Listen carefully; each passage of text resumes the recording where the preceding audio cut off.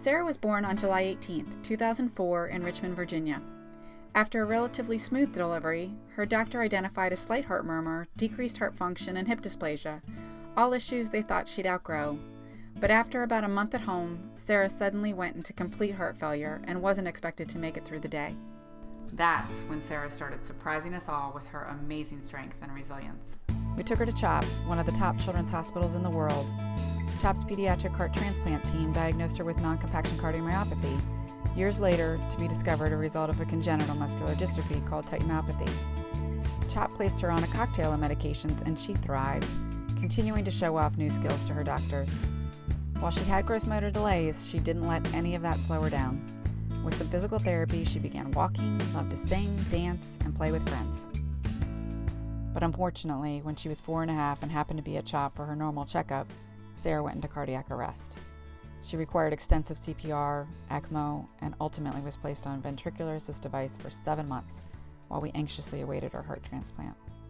After receiving a beautiful new heart not long before her 5th birthday, an MRI revealed a partial spinal cord infarction, and that, along with her muscular condition, would lead to other complications. Through all this, we were fortunate to have a wonderful care team at CHOP, including Sherry, Sarah's primary child life specialist. Sherry played with Sarah regularly and was often the highlight of her day. She made the hospital fun for both Sarah and her brother Jacob.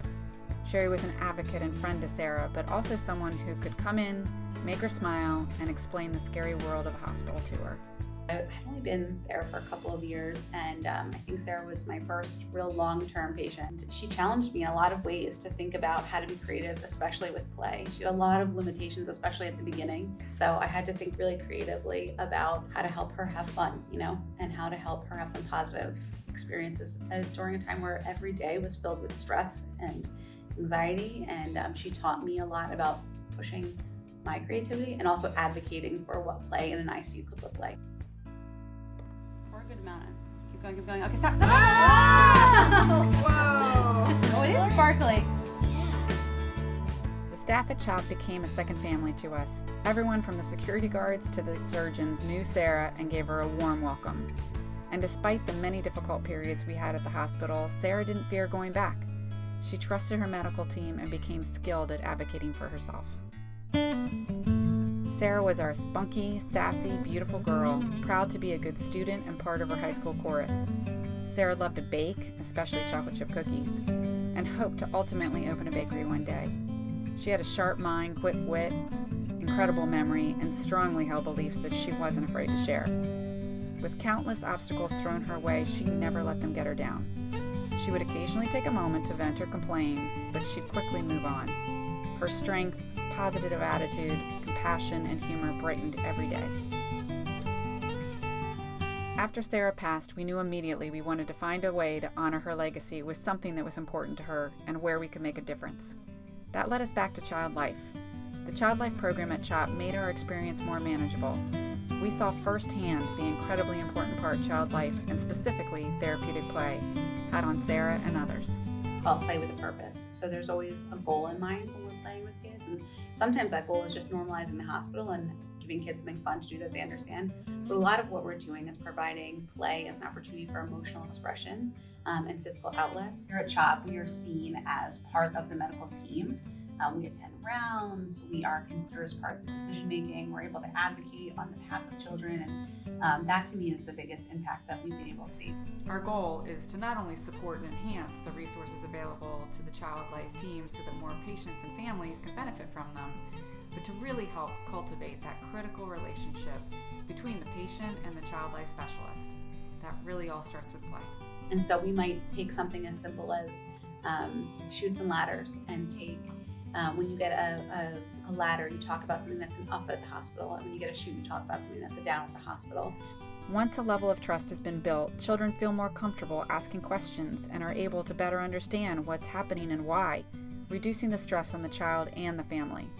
Smiles from Sarah is focused on providing Child Life teams with resources they need to achieve the therapeutic benefits we witness firsthand. We do this by providing Child Life teams with both direct funding and therapeutic play kits.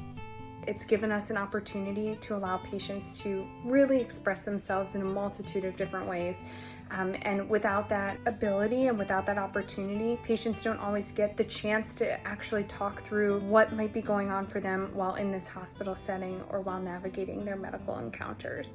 We were able to describe each color of sand related to a feeling that she has. It was nice to see that some of the feelings that she identified as positive, such as happy and love, took up lots of space in the bottle, and things like worry or frustrated took up a little bit of space in the bottle. And these are things that I don't think I would have ever gotten out of her if I hadn't had great therapeutic activity like the ones that you guys provide us. So thank you so much, and we feel so fortunate to be able to have resources like this at our fingertips. Developed in consultation with child life specialists, our therapeutic play kits are fun team-building exercises for offices, sports teams, or just groups of friends to connect and get creative. We've designed 6 unique therapeutic play activities so far, which we prepare in organized kits with easy-to-follow instructions designed specifically for child life specialists to deploy. My average census was probably about 28 to 30 kids, and so I certainly wasn't seeing all of those kids in a day. The kits, one of the things I love about them is they make us more efficient, right? Like instead of every time I have to go do an activity, going to pull all the supplies and get it ready each time, I can just grab and go. And it's something that I've heard from the child life specialists who are using them, is that it's really supporting the work we do and helping us to be more efficient, but also inspiring them to try something new. In our 17 years in and out of children's hospitals, we saw the ICU populations continue to grow thanks to many medical advances. But child life resources are stretched thinner and thinner.